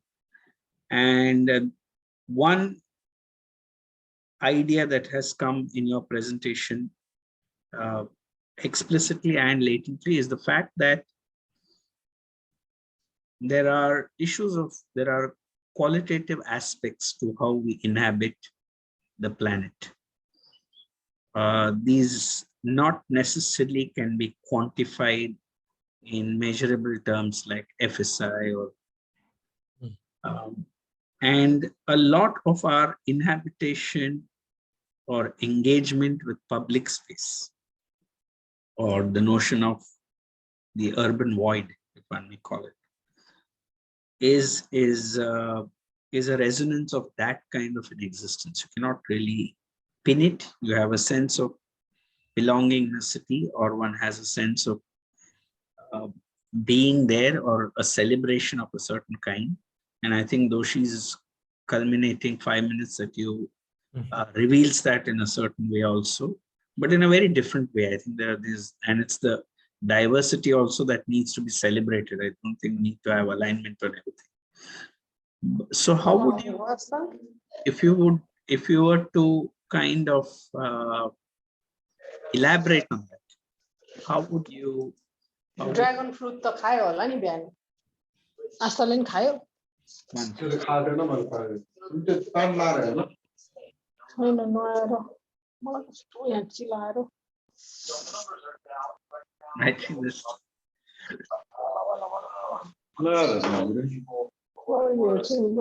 मलाई तपाईहरु नयाँ लुगा ल्याउन सक्छ मेरो त्यो छुमै छैन नि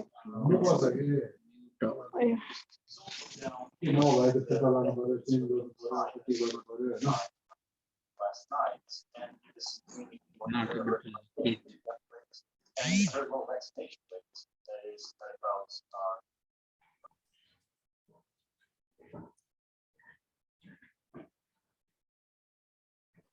I'm not able to locate it.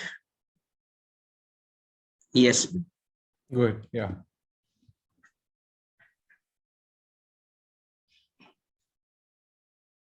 Could you elaborate on that? I'm just trying to. Yeah. Well, I'll yeah, very quickly. Yeah, you're absolutely right. I think the overriding way in which we are thinking about architecture and about cities is unfortunately, in a sense, quantitative. That we are overwhelmed. There's a wonderful essay in Korea's, in that Place in the Shade, called Disaggregating the Numbers, and he says that even in that, this is written in the 70s, and he says that it's overwhelming when you consider that you have to house, I don't know, 250 million people or whatever it is. The numbers are simply, you don't know where to begin, right? You're overwhelmed. The conditions are just, and so what do? You design the unit and then you multiply it 250 million times, and then that's the solution. And unfortunately, architecture too has sort of gone down in that path, that in the pressing environment that we find ourselves in, environmentally and socially, whatever, that the solutions we come to are solutions that are solely organized around quantitative means. That you figure out, if you figure out the right kind of glass, you figure out the right kind of material from wherever, and then if you put all of that together, that then will solve the problem, because the problem is too huge to tackle otherwise. And what people like Palasma, or people, or Stephen Hall, for instance, in that conversation that you had, the exercise has to go beyond that, because if you don't create places of value, then in the long term, none of that will last, or will sustain communities the way that our traditional settlements have. And so we're missing the point by thinking of it merely in terms of technique and material. And so, yes, qualitative and quantitative, of course, it's important. We do need to think of all of these sustainability standards that everybody's talking about. But in that conversation, try not to forget that there are also conditions of inhabitation, of joy, as though she so famously talks about. Like, what is a celebration, and how do you think of, and this is a call to that this is Amitabh Bachchan for you. I mean, isn't that wonderful that someone's just put their heart into it, and they just enjoyed their time doing whatever they were doing. But that there is space to do that, that in the house, that you have space not only for living, not only for sleeping and eating, but you have place to meet your friends, or you have place to play cricket, or whatever the other things that houses afford. That we don't talk about that because it isn't easy to quantify and put on a list and check it off. Yeah, absolutely. Would there be Peter or Edgar would like to raise something. So it's wonderful you're like here. There's Professor Ritu Deshmukh also here from Mumbai. There's architect Ramji. There are architects from Nepal. Would be wonderful if you all can. Bharat, would be wonderful if some of you all can raise, because in the meantime we'll continue the dialogue, but please feel free to post or interject. So Bijoy, the other aspect I think in the themes that you raised, one was on a historic sense, and the other one was the idea of I think it led to the idea of history, the idea of how does one have an awareness or an intuition of the past, and at the same time be in connection with the present, because in all likelihood, the quantitative way of looking at things doesn't see the value of history. It's very difficult to see the value of history. One is fixated on a very economic kind or functional kind of relationship to the act of building. It just becomes an object in space. And so that was one part. But the other part was the fact that the public realm and how it came together.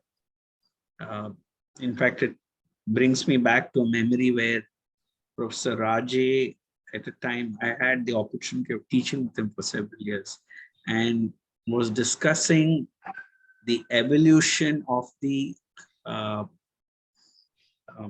monastery, the society of rooms, and how that drawing came to be in Khan's office. And how, so it was an amazing conversation because it had this notion of meaning, it had the notion of, and to a lot, in a very different way, not in a similar way. Professor Raje attempted it in the Ravi Mathai. Right. So, and when he was doing the Ravi Mathai, he was actually, but inspired by Padua, inspired by the two squares at Padua, the dual square and Donatello. So there were all these other histories that kind of overlaid. Because, so coming from there, since I had presented it, I thought one links it to that. Coming from there, this notion of what is public, what is private, more and more seems to psychologically dissolve. I know it's not dissolved, but at some level it dissolves because if you get onto the digital space like this, in some fragment, we are in your office, you are in my office. Some, when we open this whole world up, and the public, and I think in the pandemic, I had a talk where we talked about the home being the city now, because the home is the conference room, the home becomes the theater, the home becomes everything condensed into the home, where the city is empty. And it kind of has brought the public realm into very sharp focus, because if one can exaggerate or make it rhetorical to come back to the public realm,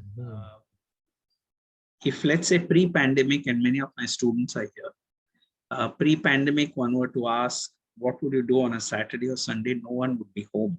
And they would say the home is all the time empty, and our cities used to be packed with traffic, people, and the pandemic had such an inflection that the homes were with the entire population and the cities were packed. It's so dramatic, isn't it? I know that the homes were not empty, but I'm saying for rhetoric, the homes were empty. We were all the time in public space, we were all the time in the offices, we were all the time, and just went home to rest maybe. Or so from that point, Professor Ritu Deshmukh and Peter Rich have raised their hands, so I'll call them. From that point, I'm wondering, how do we relook at this public realm? Because that's become a very, very intense concern now, with the digital space, with So we'll come back to this. I would rather invite some more views, Professor Ritu Deshmukh and then Peter Rich. You can unmute. Huh? Okay. Yeah. Please, Professor. Yeah. Thank you, Bijoy sir, for a wonderful lecture. It's always a pleasure to hear you and understand your point of view. I mean, it's a very different point of view. So I just needed some elaboration on the last point that you made on individual talent and traditions. Like, how can the generation today think about application of that in their architectural practice or changing the environment around them through the notion of individual talent, and how do you balance it with tradition?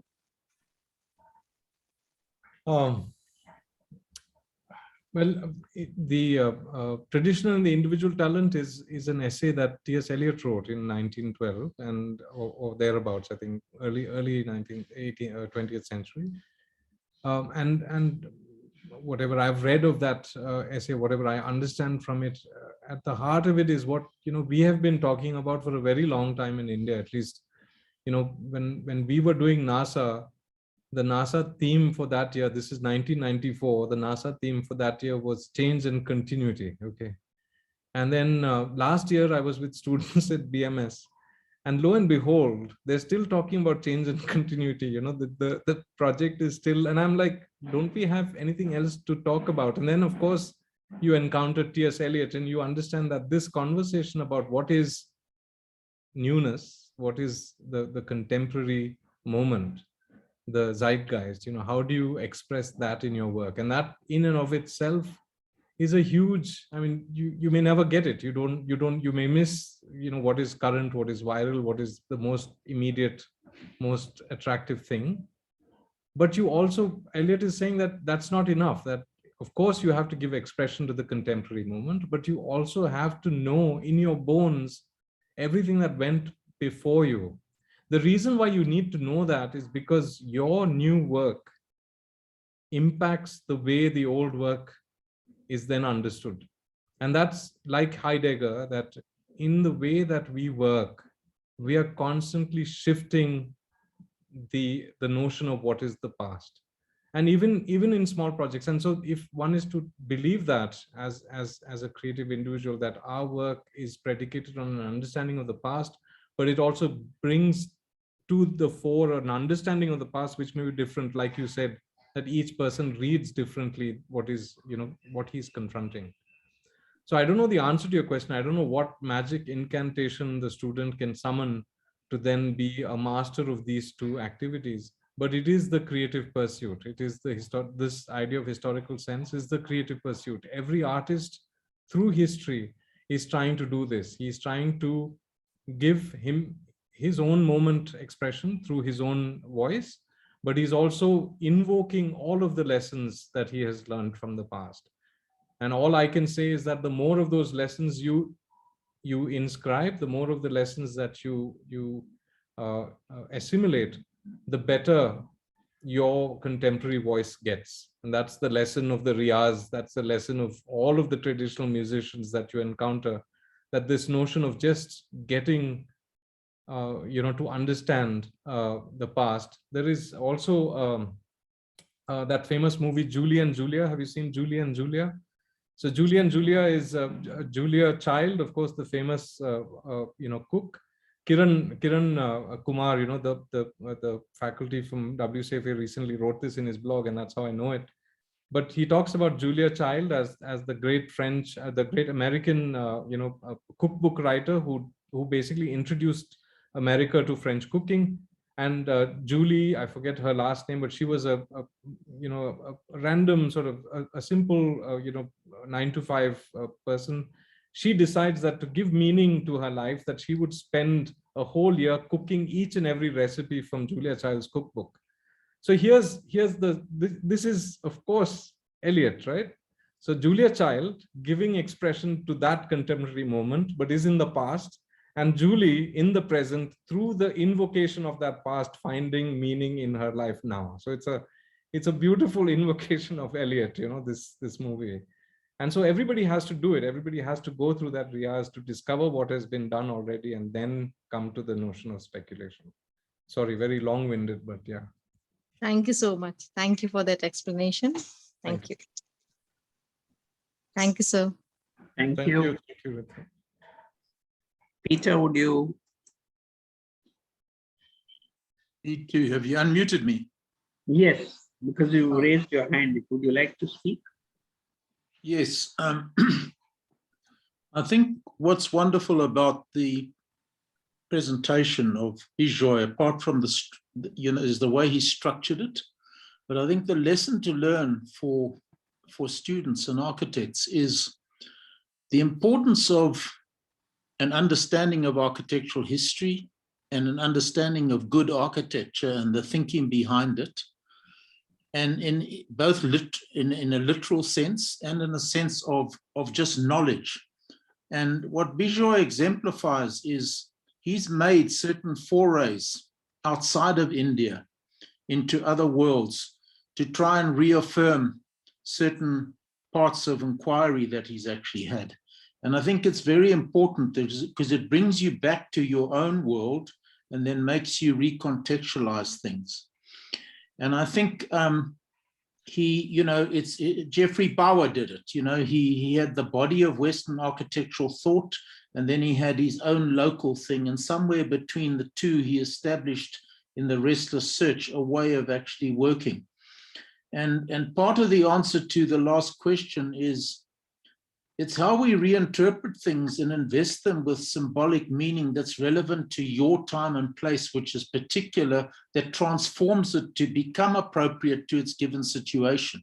And we all do that. We try and pretend we don't do it, but we do it. It's different to copying. And I don't think when we look at the vernacular and we draw the vernacular, we're not trying to emulate the vernacular. We're trying to understand spatial or craft principles that can be interpreted in a contemporary way.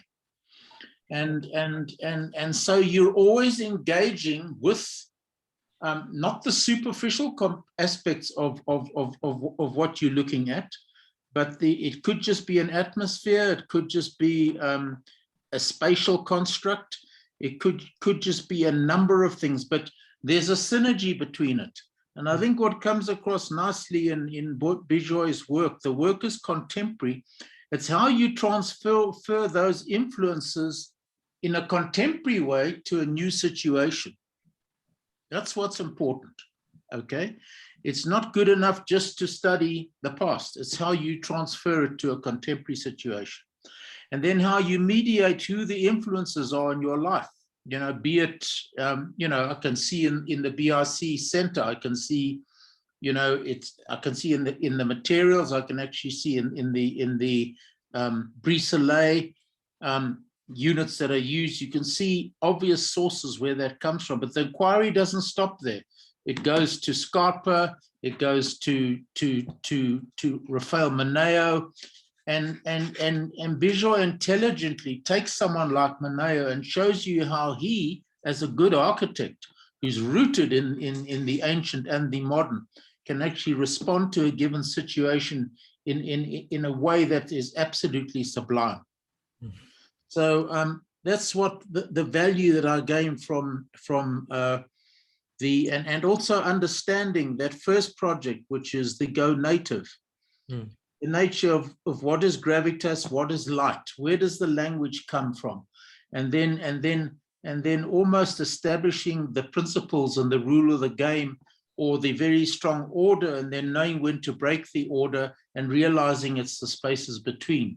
So there's a Netflix article called The Creative Mind, and in that the author talks about the importance of getting out of your comfort zone. As architects, we need to pause. We get caught up in the quantitative. We need to pause all the time. And then how if the brain in a multiplicity of ways is informed by the past, by other architects, by travels, by things, it actually becomes stimulated in an even more acute way and enables you, if you're prepared to go the distance, to synthesize what those multiple influences are. Right. So that's my comment. Thank you. The one question I do have to Bijoy is what did he learn from Julian Barnard at MIT? Julian was a South African by origin, and I worked for him in my first year. And I want to know what was, in a nutshell, what was Julian's contribution? Was it purely at a more urban design, broader level, or what was it? Well, in a nutshell, I would say that, well, first of all, Peter, thank you for being here, for being a mentor to so many of us through your spirit and through your work. It means a lot for me, lot to me and to everybody here to hear you speak of us, you know, in such wonderful way. I mean, I'm really flattered and I'm really humbled. So thanks for that. With regards to Julian, Julian taught me to look. He had this course called Theory of City Form, which was a Kevin Lynch course that he taught and taught for, I think, 35 years. And he presented every week a city. So I think he took 2 weeks to present Jerusalem. He took 2 weeks to present Paris, 2 weeks to present New York and Chicago. And what he would do is he would talk about these cities, not only in terms of their formal structures, but gave us an insight into the makings of the city as a result of society, as a result of avarice, as a result of trade, as a result of, you know, geological situations. That it was this incredible realization that architecture too, like cities, are also in some sort of small way affected by all of these other forces that then are unknown and unseen and actually affect everything. And so that was a huge revelation for me. I mean, to listen to him talk about Chicago particularly and Jerusalem, cities that he knew really well. And he would bring to the class, I mean, he had this, of course, he'd come with the slides on a carousel, and then he would have this file that I think had just been added to for 34 years with bits and pieces of paper and newspaper clippings. And he would pull out of it magically the exact clipping that then had to do with Chicago in 1850. And he would tell us about what happened in 1850 in Chicago to make it from a city of 50 people to the metropolis we know today. That the railway and the canals, these two small things that then changed the nature of the hinterland in America. But to understand that, and then to think of the World's Fair as another inflection point in the history of Chicago. I mean, that for me, Julian gave me a way to look at the world through all of these lenses, which as an architect, unfortunately, so many of us don't really think of architecture other than as form making, that we don't see it as a way to express a political stand. We don't see it as a way to reveal these hidden you know, conditions that one confronts in the city. So that, I think, was the great lesson from Julian. He was also my thesis advisor. And I remember, you know, after I had given my thesis in the class that came 2 weeks after my thesis defense, he mentioned me in the class, which for me was the highest, you know, praise. He said, you know, in Bijoy's thesis, this is what, you know, he had done. And for me, Julian is a famous curmudgeon. He was a very tough guy to deal with. And to for a minute be let into that, you know, into that hallowed classroom was a great honor. So, yeah. Thank you. Thank you, Julian. Thank you, Peter.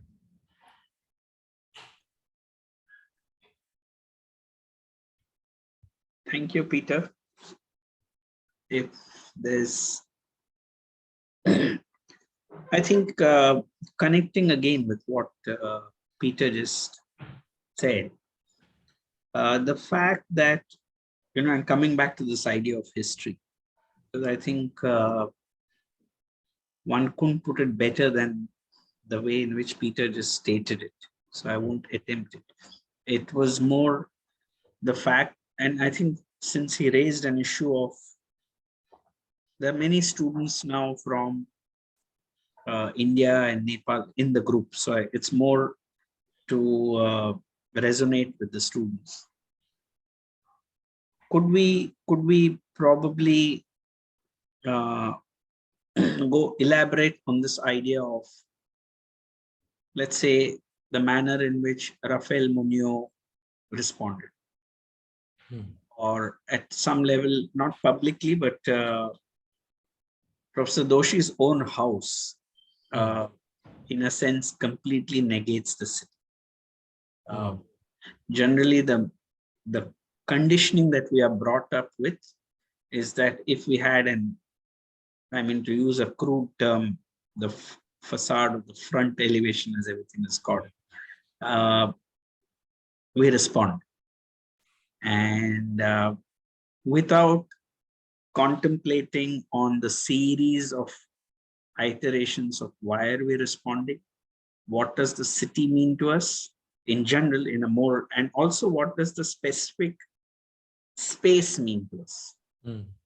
And I think Rafael Monio's project, in that sense, allows us to provoke that question even more clearly, because there's a very precise subversion, if one can call it. Right. And respectful subversion. It is not a rebellion, it's a deeply respectful subversion. Right. At the same time, acknowledging its historicity, and yet saying, I don't think in a democratic world we need to participate in that historicity. You know, it's a very paradoxical situation that one is situated there. One has to connect with the memory of that medieval town.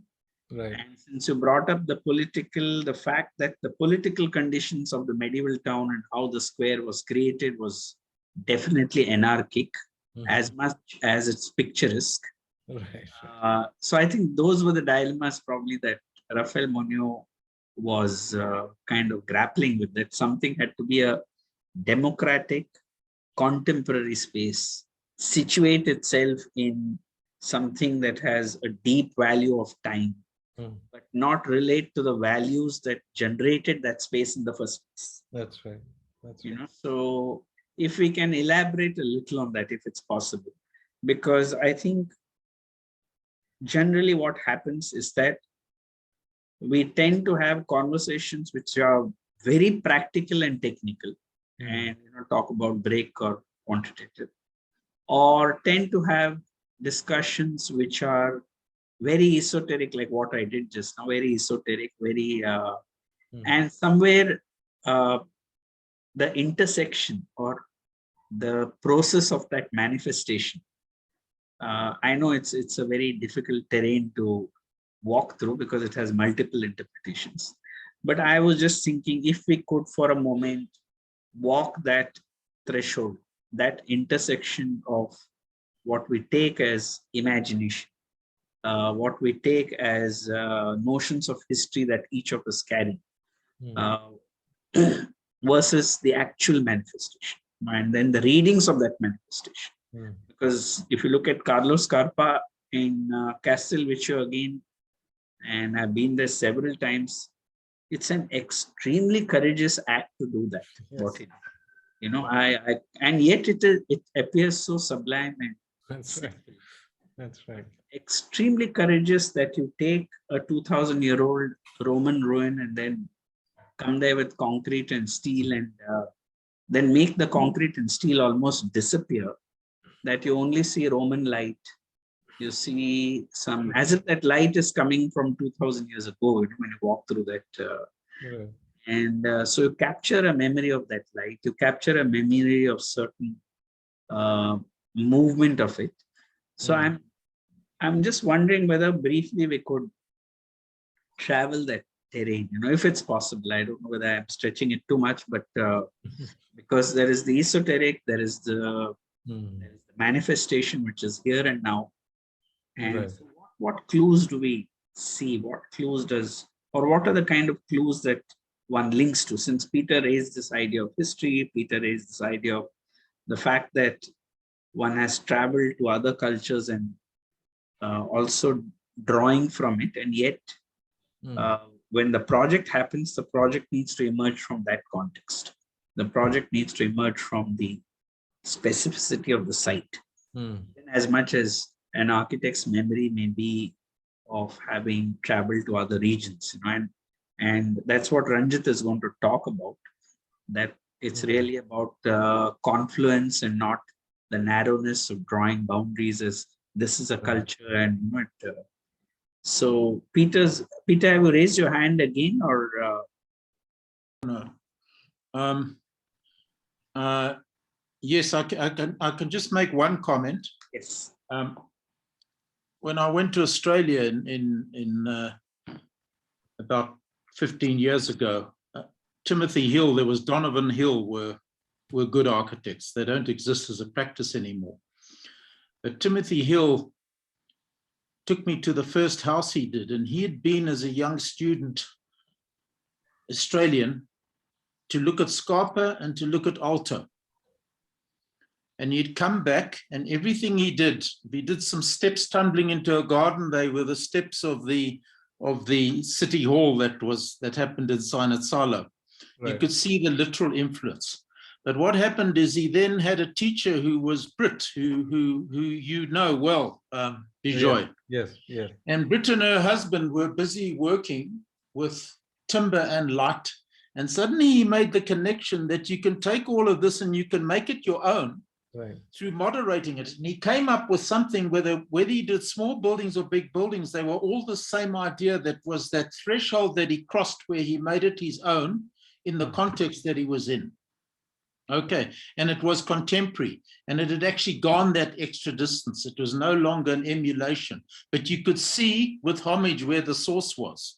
And it was beautiful looking at this music score of how that had come about. So someone from a completely different context goes and finds something, and then through the wrestling match that goes on, and through a good teacher, you suddenly make the connect, and then you run with it. And then you contest the very typologies that are endemically part of your own place and invent a whole new thing that's contemporary and very relevant. So I'll just give that one little example. Thank you. Thanks, Peter. And thanks, Durganand. Yeah, that reminded me, Peter, of this essay that Malcolm Gladwell wrote called Why do we equate genius with precocity? So we are so fascinated as a culture with people like Picasso, who when he was 12 was already a genius, a verified genius. He had made these canvases which were I think interpretations of Caravaggio's painting or something. It's there in Barcelona in this gallery. And at 12, you already know that this guy is not. I mean, he's already found his voice. He knows all of history, and he's able to express something really unusual. Whereas the other side of it is someone like Cézanne, and Cézanne got famous or suddenly recognized when he was in his late 60s.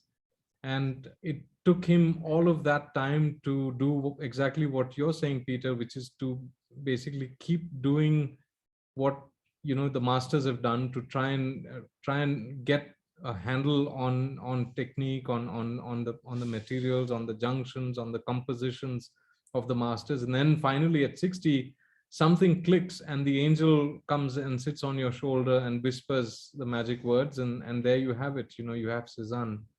So that's, I mean, all of us are hoping that, we will produce the sublime thing, as Durganand called it, but it isn't up to us, unfortunately. And that's Elizabeth Gilbert, the famous author, saying after writing Eat, Pray, Love, that I don't think I'm the author of the great poetic sentence or the great poetic novel, that I need a collaborator, and I will show up and do the riyaz every day. I would show up at work every day, and then hopefully one day the genie will appear, and then I will have the masterpiece.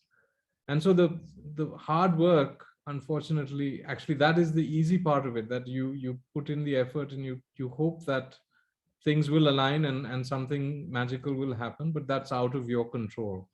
So that, I think, with reference particularly to Britain and to that gang there, that somehow over the course of that lifetime that they have between themselves produced all of this incredible work of quality, but they may not be the authors of it, and that there are other forces at play, and we can take solace from that, as at least I can, as a middling middle-aged architect who's trying to find his feet, that maybe it's still coming, that maybe at some point there will be that inflection, and the great thing will be produced. but that's not up to me. So that's yeah. So we look and we search and we draw and we hope that, you know, in tracing out the other beautiful things that we see, that somehow we may then discover what is beautiful for us. With regards to Moneo, I just wanted to comment, Durganand, about public buildings and our search for public buildings. And of course, we landed at the doorstep of Korea and the many buildings that he has built in the public domain for public access. And the building that stays with me always as an exemplar, as a building that is in India, that then does all of the things that public buildings do and that BIC doesn't do very successfully, is the Kala Academy in Goa. That it, unlike Moneo's building, this building is a building that is actually bowing down to the ground, and giving access to anybody and everybody out to the river. That it is a building that accommodates public life in a way that is absolutely democratic. And even in the section of that building, from the road, you're actually stepping down towards the river. I mean, it is a really, you know, a move that is rich with illusion about what it is the building is doing to then become the place for public engagement. You know, and it is in the way that the section is handled, in the way that, you know, the articulation of the fenestration, the way that the column structure of that building is organized. It does everything to make it seem, you know, comfortable for anybody. It doesn't, you know, and you know, one can study it, but it's tough to replicate. But, you know, so many of his buildings have that quality of some sort of an interiority, that you feel comfortable, that you feel that you belong there, that you can sit there for hours and nobody's going to, you know, ask you to leave. I mean, that wonderful church in Dadar, you know, a room for the rains in a way, you know, a room where when Mr. Korea had passed away, his body was in state in that Dadar, and the heavens cried, you know, there was this amazing downpour, and for a moment it became clear to everybody what that building was about. You know, he had mustered his final miracle in a way. This building that was just the most beautiful place to be in the tropical monsoon. I mean, a beautiful building that again is all about scale and access. So these are, I mean, I think Korea is a great example when looking at how you do a public building in India, which is very different than what maybe Moneo is trying to do in Murcia. And not in terms of the materiality or the technique, but in terms of scale and inflection, how you handle the ground, you know.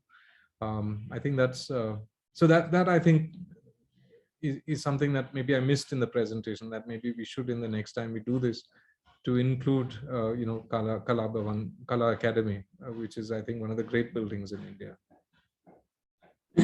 You know, since you brought up Korea, I think, and this nature of the public, I would completely resonate or agree with you on that front. But if I can just extend that, since you brought it up, whether it's Gandhi Ashram, whether it is Bharat Bhavan, to a certain extent Jawahar Kala Kendra,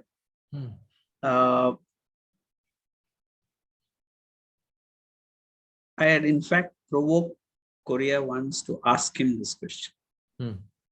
And I asked him a very strange question, for which he, and fortunately found the video a few weeks back. I thought I'd lost the video. And I asked him that when you went to Chandigarh, what was it that fascinated you? On what Cobb did that? And that's the question I asked Korea. And he said that the nature of public porosity that Corbusier was attempting, where you have a sense of institution. Miloners does it to par excellence, that it's really, you wonder where is the building in the end. You know, you wonder where is this, and you do see some fin, you see some ramp, but you are all the time asking where is the building. That you take this idea of porosity to a level that you condense the individual to the intensity of his own existence in that public space. And he said, that when Corbusier attempted it, and because Corbusier attempted that, no contractor, and the worst contractors who he got in Chandigarh, could stop him from making this transcendental space. Yeah. And instead, all of us are all the time complaining that, the contractor was not okay, my building has not worked, and, all that whole thing. Right. And Well, the mill owners is a great example for that as well. mill owners, the High Court, the Assembly building in, and Right. to Korea, it's probably one of the worst contractors, the secretary. Yes. And he said that is an indication of public space. Of value. Yes. That's an indication. And that it gives a sense of layering. It gives a sense of some enclosure, but you're wondering, where is this enclosure? Right. And so he says that balance between giving you, and so when he defined public space that way, and he said, so I said the indicators whether your building is ruined by a contractor or you transcended the contractor, and if it's a really bad contractor. And he said that's what Chandigarh represents to him. And I thought that was a fascinating, understanding of public space that he gave, because Right. when you say Kala Kendra, and I think Korea at his own level, at some level, I won't say was disinterested in detail, but to him, the deep structure, as you called it, or the essence, or what does this building mean? Why am I really, why is it really manifesting? Was more important than whether it was cantilevered or what that door detail was. I'm not saying it was not important, but I think the engagement or investment was at that level. It was not.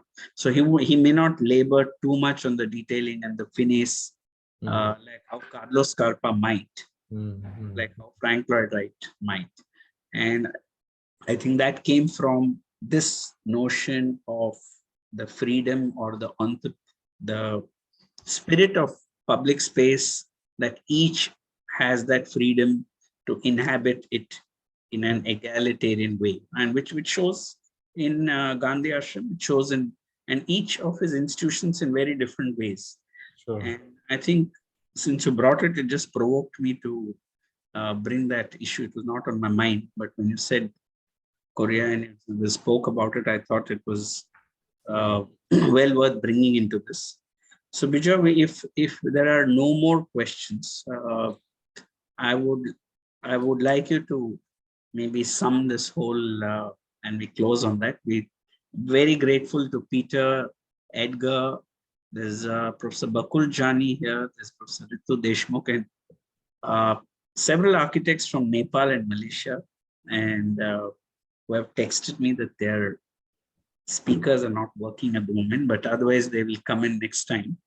And maybe at some point we will take Professor Chaya's idea that, because Peter's presentation of last week was also amazing, and took to this idea of deep structure in a very different way, with the genius loci of Africa. So I think if there is later some kind of, if it's possible, and because we kept these events very accretive, just based on someone saying I have the time or no time, and it's just kind of unfolding.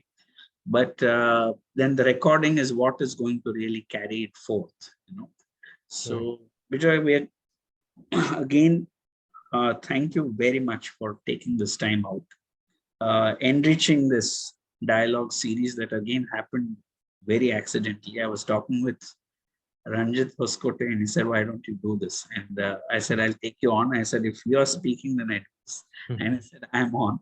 And it really started with something like that. And I said, let's fix it with the music season. So it was not pre-planned. It has happened in a very accretive way. So thank you for your time. If you can sum, and then we can close with that. Yeah, nothing much to add. Thanks, Durganand, and thanks, Peter, again, Bakul, for nice to see you here. We missed you when Bimal came to BIC. Thanks, Professor Deshmukh, for your question. I think Janardhan has a question, but I don't know how to answer that, so I think we'll skip. Maybe, yeah. How do you summon the unknown? I don't know. The opportunity that this kind of a thing, being invited to speak gives us is that we look back on the work in critical ways, and critical in, not in a way that we're sort of finding fault with it, but critical in the way that we try to unearth meanings for work that is to come. So sometimes, we are not completely aware of what we are doing. We're responding to, the conditions that are being presented by the clients or the site, or, there's some mess at the site that we have to fix. It's really like the Adolf Loos ways of working, that you're just loose and free, fancy free, as they say, that you just, in professional practice, you're responding to the conditions that you're, confronted with. And so this opportunity, that Durganand's invitation allows us to look back and say, okay, this is what is of value. And I'm not saying that the projects completely address those themes, but I think the themes then are larger than the projects, and then they evoke responses, hopefully, in projects yet to come. So the notions of meaning, the notion of, the historical sense, the notion of context, these are all conditions that will continue to, haunt us and challenge us in the work that is to come. And I hope that all of you also take from the presentation the idea that maybe there are these overarching themes that, one has to kind of articulate, so that, the work then, has some sort of an agenda. So thanks, Durganand, and thanks for all the questions and the very kind words. So thank you. Thank you. Thank you, Bijoy. And we'll send you the recording soon. It will be Yes. uploaded.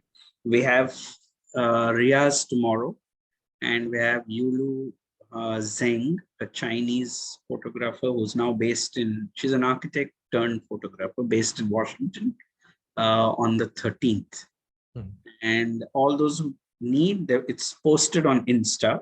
We do try to compensate it with WhatsApp, but I think slowly it will grow on its own so that's the idea.